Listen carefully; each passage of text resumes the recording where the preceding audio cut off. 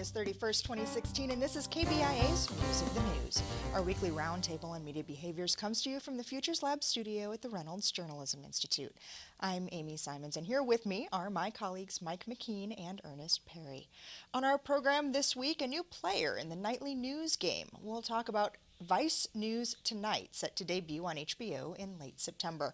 We'll also talk about the media's role over the last 10 days or so as the pressure mounted on the Mylan Corporation to bring the price of the EpiPen back down. And looking for new ways to diversify our newsrooms and ad agencies, the Missouri School of Journalism announced a new program designed to attract and develop talent from high school through a person's first job. There's a lot more that hopefully we'll get to as well, but let's start with that Associated Press story about Hillary Clinton and the meetings she took with people while Secretary of State. Here are the basics. Based on reporting so far, more than half, 85 of 154 people outside of the government, met or spoke by phone with Hillary Clinton during her time as Cabinet Secretary after having given money, either personally or through companies or groups, to the Clinton Foundation.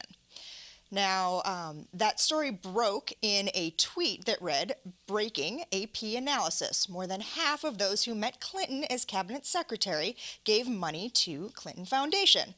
Now, there's the problem with that. Clinton says the analysis is flawed since it only takes a portion of her time in office into account, and it included several people who would have likely met with her anyway, regardless of their status as a donor. People who have also met with Secretary of State John Kerry in the last few years. Some of those folks, late Nobel Prize winner and Holocaust survivor Elie Wiesel, former NBA star Dikembe Mutombo, and actor Ben Affleck. AP's executive editor appeared on CNN's Reliable Sources on Sunday. Here's what she had to say about that.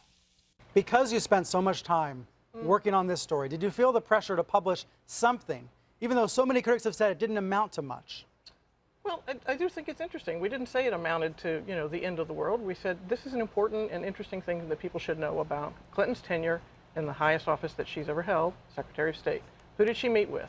Who were those people? We deliberately left out all of the U.S. employees and government officials from other countries that she would have met with in the normal course of her duties as Secretary of State. But the Clinton campaign would say some of the people you left in, the 154 you named, some of them would have gotten meetings with other Secretary of States as well. We would have been delighted if Secretary Clinton, who would have subjected to our questions for that, she wouldn't answer any questions. If she could have told us that before we did the story, we'd have been glad to include that. But saying they didn't respond to interview requests, does that give you the ability to just go ahead and publish it and mislead people? I don't think it was misleading. We don't know why she met with them. She said so afterwards. I think the issue about conflict of interest is not whether there's an actual quid pro quo. It's the proximity. It's the impression that people have of maybe they got the meeting because they donated, maybe they didn't. She addressed it herself on Friday and said, well, she understands that people feel like there may have been a problem and that she'll, if she's elected, will take steps to make sure that there's not that impression going forward. So let me ask you, where do you rate this story in terms of the public's need to know? Is this somewhere between mildly interesting and the end of the world as we know it? I thought the story was interesting, and I thought if you read the story and you got the nuance, that you could decide for yourself how significant it was. The tweet, on the other hand, was just wrong and irresponsible, and you didn't play the clip from her talking about that on Brian Stelter's show. Yeah, we're going to get to that part, yeah. She basically just said, well, it was sloppy. No, it was wrong, and they should have acknowledged that. Yeah, to me, it's one of those things. I think you bring up a good point, Mike. If you read the story, you'll get a lot of the background information, a lot of the context that's important for understanding why the story itself is important. Only the problem is that a lot of people don't read the story, so they're only going to get the headlines. They're only going to get the video clips. They're only going to get the talking heads, and that's where a lot of the real important part of the story gets missed. But I will say, I mean, and that's the audience's fault if all they do is consume the video clip or the headline. And I thought Brian Stelter, who usually I think does a very good job of media criticism, was slamming the AP for a story that that other people said, well, it wasn't really that big a deal. How do you know? Let the audience decide. And frankly, one of the reasons the story didn't include even more context, or maybe didn't have all of Clinton's meetings, is because the State Department and Hillary Clinton have refused over the years to give the AP access to those records. They had to sue to get what they did get. And the rest of the records are going to be released after the election on December 30th. Let's get into a little bit more detail about that tweet and what made it so wrong. We note that AP is discussing 154 meetings out of more than 1,700 that were held. I'm no math genius, but that math is off to say that that's half. It's really more like 0.5%. Yeah, I mean, that's a pretty small number, but I think what they did was they pulled out many of the normal government officials and NGOs that would meet with the Secretary of State on various issues having to do with foreign dignitaries and that sort of thing. And they've mainly focused in on those people who had some sort of connection to the Clinton Foundation. Now, one of Carol's responses to Brian Stelter when asked about the tweet being wrong was, well, it was sloppy. It wasn't necessarily wrong. If it was wrong, we would have taken it down. And then she followed that up by saying, tweets aren't what the AP does well. We do stories, we do video, we do photos. Then you probably shouldn't be tweeting. You shouldn't put that out there if you're not good at it. And you still can be clear with 40 characters. I mean, and even when you realize that you were wrong, you should have pulled it down. Even if you thought you were a little wrong, as she was saying. And that would be in line with a lot of the social media policies and guidelines that are in place from professional organizations like the Radio, Television, Digital News Association, the American Society of News Editors, and so on. I mean, look, that's no excuse for any news organization today to say we're not very good at tweets. You better be good at tweets, or you better hire some people who are good at tweets. But this thing kind of reminds me in a strange way of the story we talked about, was it last week, the week before, about the St. Louis Business Journal and the big package about the top female executives, and then they ruined the story by basically focusing on the pictures of them with their shoes. That's what the AP did here. A great story in my mind, not in everybody's mind, but they ruined it because all the focus was on that wrong tweet. It also sounds like a lot of real old school journalism to say that Twitter is its platform isn't as important to the Associated Press in terms of breaking news or having the same level of accuracy that it might have on a social media site as in its traditional delivery channels. I agree with you to a certain extent, but what this goes back to is that you made a mistake, and instead of just saying, okay, our bad, we will correct that, you started making excuses. You started talking about, well, here's why we did this, or here's what we should have done, and this sort of thing. And all of a sudden, the story itself gets, as Mike said, gets lost because you're unwilling to admit that you may have handled a certain part of that story wrong and then walk that back. Okay, well, while we're on the subject of Hillary Clinton, we're now at, day 270 since Hillary Clinton held a press conference. And Sunday, Trump campaign manager Kellyanne Conway tweeted just that and added that there's no press outrage. I don't know that I would agree with that. There are plenty of members of the press, ourselves included, who have been very vocal about the fact that they haven't necessarily gotten that free opportunity to ask questions on any topic in a group setting. But at the same time, Hillary Clinton hasn't exactly evaded the press either. An NPR analysis showed that she has made herself available for interviews more than 350 times. Well, I mean, there has been press outrage or concern and lots of stories about Hillary Clinton not having a formal news conference in a long, long time. And it's kind of ironic, of course, for the Trump campaign, which hasn't had a news conference in a little while and has banned certain reporters and news organizations from even following the campaign. I mean, let's take it with a grain of salt. But I will say that analysis you talked about, David Folkenflik from NPR did, showed that, it was true that she has held several interviews, like 300 and some interviews. I think it said 350 in that ballpark. Large portion of those interviews were with TV networks and with local radio stations. And in fact, I think 1/5 of the interviews were not even with people we would consider to be journalists. And newspaper reporters and others who cover the Clinton campaign on a regular basis and cover the federal government in detail aren't getting very many of those interviews. Well, to me, this goes back to, I think, President Obama has done this going all the way back to his first campaign back in 2008, and other politicians are following this same line of one of the ways in which we can control the narrative is to limit access Direct to consumer. Go directly to the consumer, and we're going to limit the access of reporters, of certain journalists that come from and in particular mainstream or traditional media. We're going to limit their access to the candidate, to the government official, and so on. And it's working. And part of it too is that when all they see is the talking heads, or every piece of information that you put out there, I'm talking about the candidate, every information the candidate puts out there is sparse. I mean, it's sliced and diced and ridiculed, and they just move away from it, and they say, look, we're going to control this narrative, and this is how we're going to do it. We're going to limit your access. We're going to go directly to the consumer. We're going to talk to radio stations. We're going to talk to the local television stations. We're not going to talk to national newspapers, and we're not going to hold press conferences. The only part about this that I maybe disagree with is this notion that, well, local journalists can't do interviews that are as insightful as the ones that the Washington Press Corps do. They can. The only problem is that the Folkenflik study also showed that almost all those interviews that Hillary Clinton gave to local media or otherwise were very short interviews, 3, 5, 8 minutes long. You can't get very far in an interview. You can't ask a lot of detailed questions. And I think that's the new aspect that she's brought into this, is the fact that the access that I give you is going to be short, which means that you're going to have to be very quick about what question you want to ask. And once I answered that question, we're done. Right. There isn't a whole lot of time for follow-up or for any kind of real opportunity to put pressure on the candidate in order to really answer anything.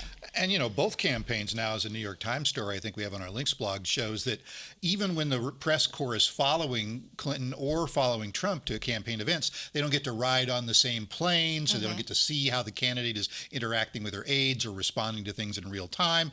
And that may sound like, a lot of whining on the part of the press, but, it is an important aspect of the story. And the one other thing I think is really kind of interesting about this is that why would Hillary Clinton want, despite all the criticism, to have a news conference when she is at the moment comfortably ahead in all the swing states? There's nothing in it for her to do it unless other shoes are dropped that she has to respond to. And when the media continues to press her about this, they come across as being whiny and trying to basically bring up a story that's not really a story, or a story that doesn't matter to the American public, because they seem to be getting what they want out of it, and it's just showing in the polls. And I will give Hillary Clinton credit for one bit of criticism that she's made of the media. She was on with Glenn Thrush from Politico on his podcast, and she basically said that what journalists often look for in these news conferences is they're looking for a headline. They want to ask a question that's going to lead to a political process-oriented headline of a story. And maybe candidates don't want to submit themselves to that. They want to talk about policy issues. At least that's what they say.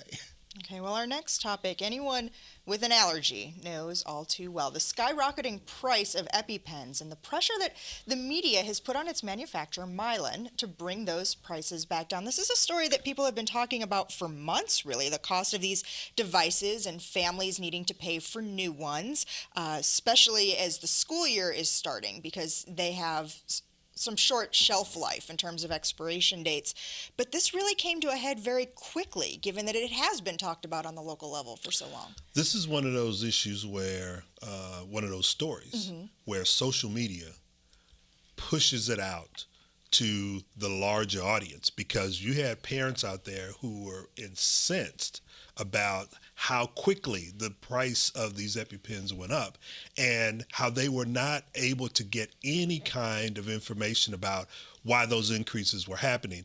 And they were getting pushback from their insurance companies for basically saying, hey, we really need this. And insurance companies are saying, that's fine, but we're not going to pay for this continued cost to go up. And then the problem with the company basically saying, well, we're doing what's in our best interest because we're beholden to our stockholders. And that just made for a perfect narrative for the media to jump on and say, wait a minute, now you got the big bad company who are keeping a life-saving drug away from children.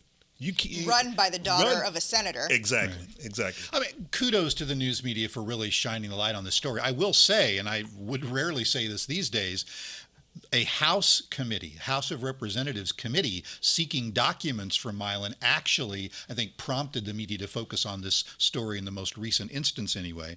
The other thing I think is really interesting is it's a classic case study in PR and how to try to get ahead of this story. So Milan first says, okay, well, we'll offer coupons to people they can give to their insurers to reduce the price. People started complaining about that. Oh, well, then we'll put out a generic version of it. It's hard to get out in front of a story once it's obvious that you've been taking advantage of the public the way they were. But what I found to be even more, I just couldn't believe it, where she went on the air. This is the CEO of the company goes on the air and does not apologize. She doubles down and says, it costs a lot to put this pen out. We're spending a lot of money. I'm beholden to shareholders.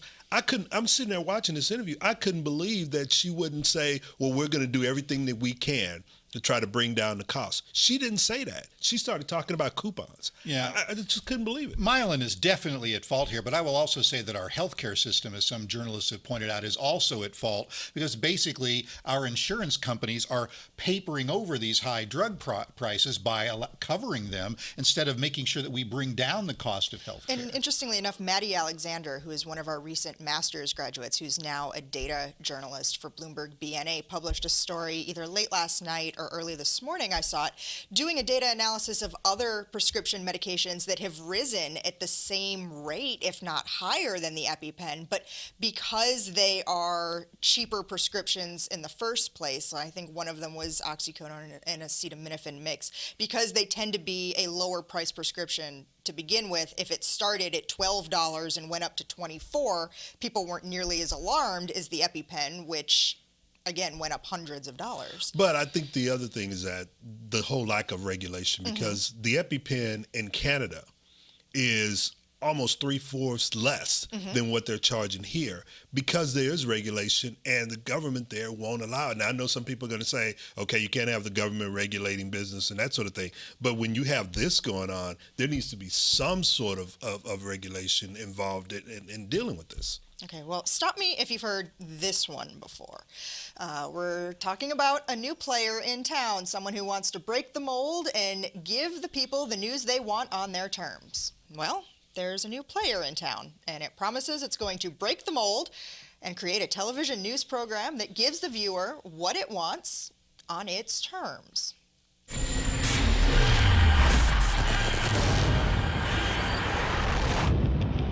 Vice News Tonight. We're seeing this whole revolution. The next generation of news. Even if you trust the government today, what happens when it changes? Journalism without the makeup. This is something that is unacceptable as a candidate to take this position. Truth without the talking heads. That's not how justice is supposed to be implemented.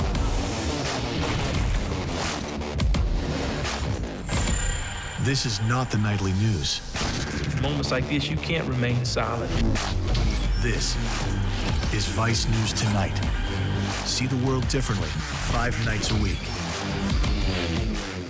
So a show like this seems to have everything stacked against it. A limited subscription-based audience, high production costs, few feel-good stories, no personality to anchor it or for the viewer to connect with and come back to day after day. I don't know, what do you think? Well, first of all, we don't know all the details of the It's program all from the promo. yet. And I will say, I wouldn't necessarily bet against HBO. I mean, think about some of the news-like shows that they have on the air now, right? I mean, they've got, Real Time with Bill Maher and John Oliver's Last Week Tonight and Any Given Wednesday with Bill Simmons. They're doing pretty well with these kinds of newsy-like shows. So Those are weekly, though. Do you think it can That's build true. the audience daily and to continue to have that? I think the biggest problem there is that sort of nightly means appointment viewing. I mean, this daily news, you need to be there to watch it. And millennials, especially the target for Vice, are not known for making appointments to watch things on TV. Yeah, that was the first thing that I thought about, was the fact that number one, this is a different format, and I am impressed with that.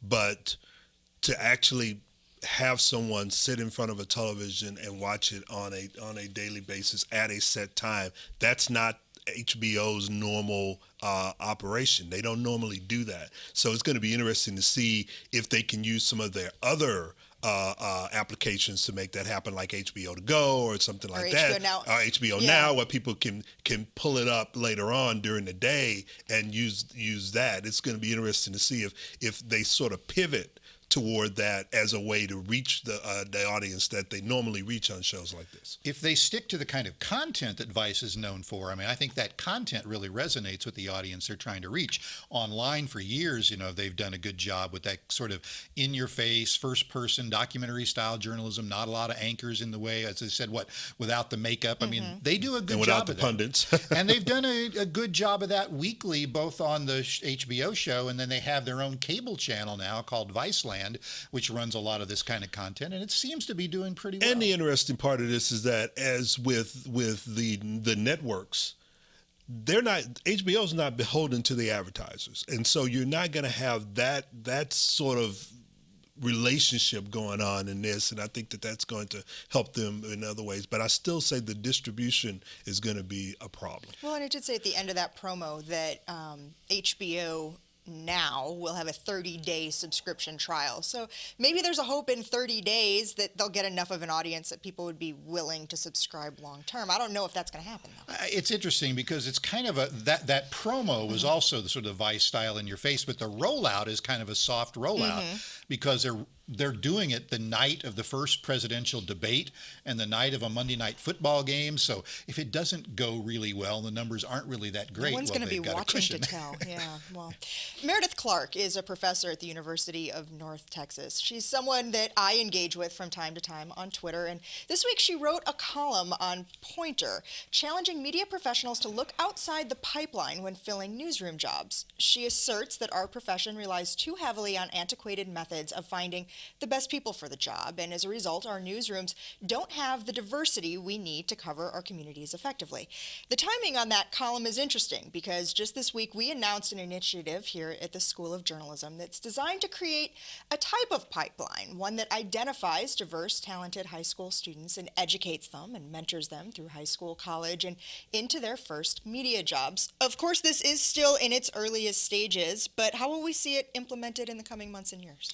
Well, I think one of the first things that we're going to do in this initiative is to identify areas of strength. And when I say areas of strength, the areas of recruiting strength for the School of Journalism. So we're talking about areas such as Dallas, Chicago, Washington, D.C., and other places where we've gotten a lot of traction in terms of getting diverse students. And then we're going to reach out to high school counselors and identify those students and begin to talk to them about coming to the School of Journalism.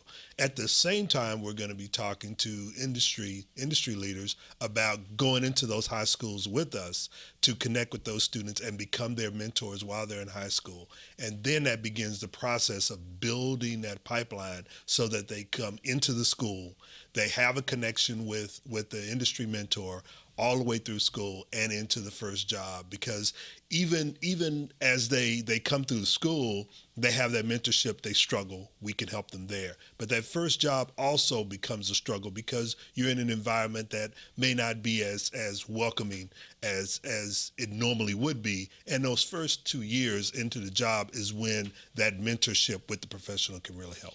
We've got some pretty high-level support in making this a reality within the industry as well. Oh, we're starting to anyway, and just a bit of transparency. I mean, Ernest worked for a long time on this proposal, and I had a sort of a tangential role in it, so we should say that. Oh, okay. But I will say we've gotten some of our alums from the industry who've said that they're very much in support of this, and the university's put its money behind it. In fact, this is one of the first sort of concrete efforts to do something about diversifying the student body. But I think the industry has to step up with its money, and we'll see how that pans out. Okay, before we go, I want to revisit one of our topics from last week. We talked pretty extensively about Ryan Lochte and his story about being robbed at gunpoint in Rio. Well, there's another twist in that saga. Some shoe leather reporting by reporters at USA Today that shows Lochte's story might check out. Key word here, though, is might. Well, part of this is that we never really got the full story of what the police officers were doing, whether or not they were actually off-duty police officers or what. So that's part of the story that we didn't get.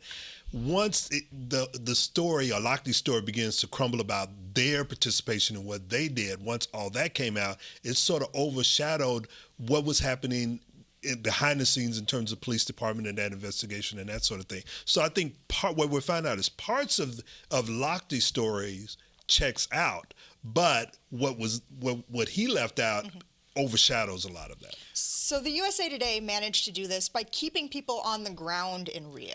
Well, and in fact, they had people who have covered Brazil for a long time, and one of the reporters, knew Portuguese, and they took the extra step of going to the location and doing some of their own, in-depth reporting. And there are lots of lessons to this I think are really, kudos to USA Today. One, almost never in a conflict story like this are the characters either all right or all wrong, right? Good guys or bad guys.